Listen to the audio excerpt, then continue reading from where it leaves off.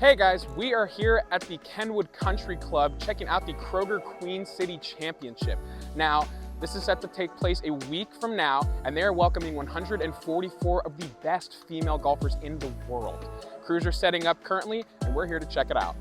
Today, I'm here with my friend and special guest, Kelsey Wessels. Now, she became a nurse during the pandemic and currently works at Cincinnati Children's, and I was hoping I could pick your brain a little bit on that.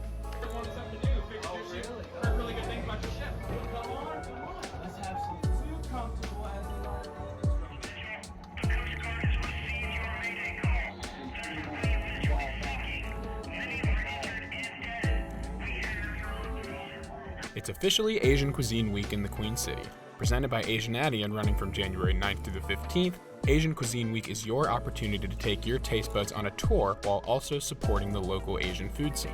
But then I met up with the GM, Jordan, who was a huge help and immediately started whipping stuff up. Char siu bao, tofu bao, and our lemongrass chicken bao. All right.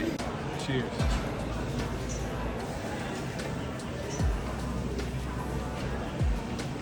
Oh my goodness.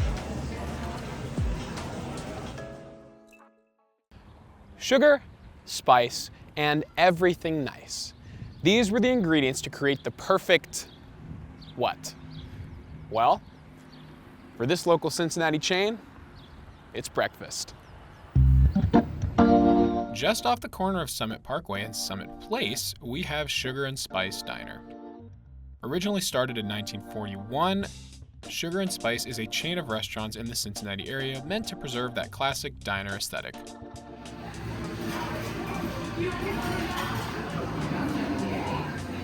With their first location being on Reading Road, Sugar and Spice has since opened up 2 more locations, one in OTR and a location here in Summit Park.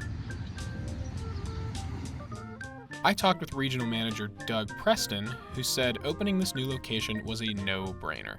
Town in general is just blowing up. I mean, Summit Park, when the weather's nice, especially in the summertime, they've got events going on and it's just packed full of people. Sugar and Spice has a variety of different menu items, ranging from their famous wispy thin pancakes to their fluffy omelets and more. I ended up going for the breakfast platter with some scrambled eggs, home fries, wheat toast, and geta. Needless to say, it was pretty tasty. No matter which location you visit, you may find yourself asking one question. What's up with the rubber ducks? The original owner used to give kids silver dollars and 50-cent pieces, stuff like that. And from what I hear, he got one year a very large bill at the end of the year for what that added up to. So they then went to the rubber ducks. Now everybody that comes in gets a rubber duck. It's quite the attraction. During my visit, I went ahead and picked out one myself.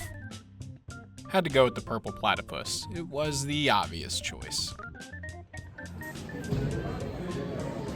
Now, I've yet to visit either of the other 2 locations, but after this visit, I'm eager to check them out. Speaking of, Michaela's dad was recently in town and they visited the one in OTR. They said it was a great time.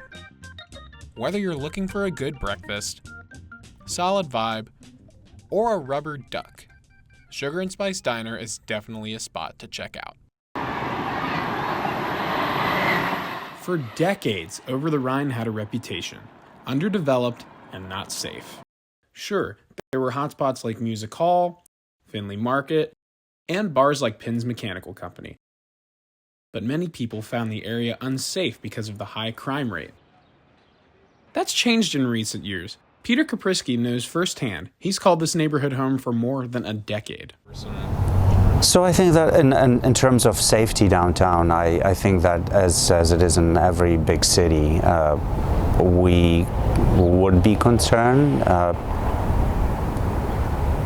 but that was not a deterrent for us. But it was a concern, as we found out later, it was a concern for our friends and family members and some other acquaintances. So when we would invite people to come and visit, suddenly there was some resistance or plans would not work out quite as we would hope for. The city has worked hard to make Over the Rhine a safe, family-friendly area.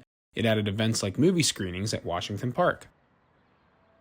Developers have remade areas like the Vine Street and Court Street communities, with new developments like Kroger on the Rhine, complete with a food court upstairs and monitored parking outside.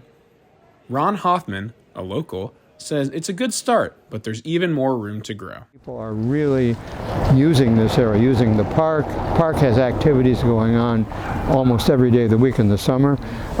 You have restaurants, you have various types of shops and so forth going on in some of the nearby streets.